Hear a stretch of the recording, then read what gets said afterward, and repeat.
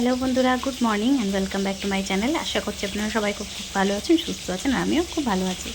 তো আজকে সকাল সকাল উঠেই রান্না বসিয়ে দিয়েছি। এদিকে হচ্ছে পার্শে মাছ ভাজা, আর এদিকে দুধ জাল বসিয়েছি। তো এই দেখুন, পার্শে মাছ ভাজা হয়ে গেছে, ডালও হয়ে গেছে। রান্না টান্না করে চলে এসেছি জেঠিমার বাড়িতে। জেঠিমার বাড়িতে এবার রান্না সেরে নেবো, সেরে নিয়ে তারপরে আবার বাড়ি যাব। বাড়িতে মোটামুটি রান্না তো হয়েই গিয়েছে। নতুন যে বাড়িটায় রান্না করছি ওখানে যাব।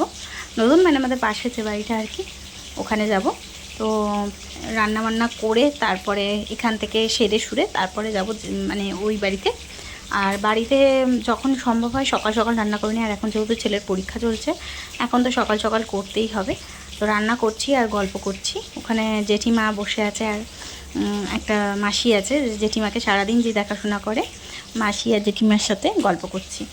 তো এদিকে আমার রান্নাও হচ্ছে, আর গল্প করতে করতে যে কোনো কাজ দেখুন গল্প করতে করতে আমার মনে হয় তাড়াতাড়ি হয়, অনেকের হয়তো দেরি হয়। আর এই যে আমার লালাই বসে আছে বাবু হয়ে।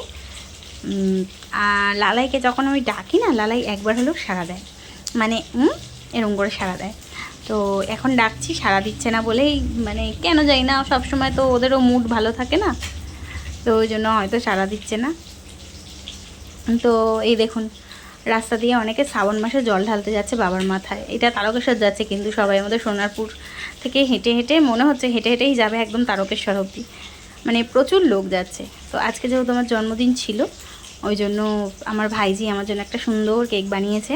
তো সেইটাই আমি রাত্রেবেলা বসে বসে কাটছিলাম। বললো, পিসি তুমি রেডি হয়ে এসো, কেকটা কাটবে।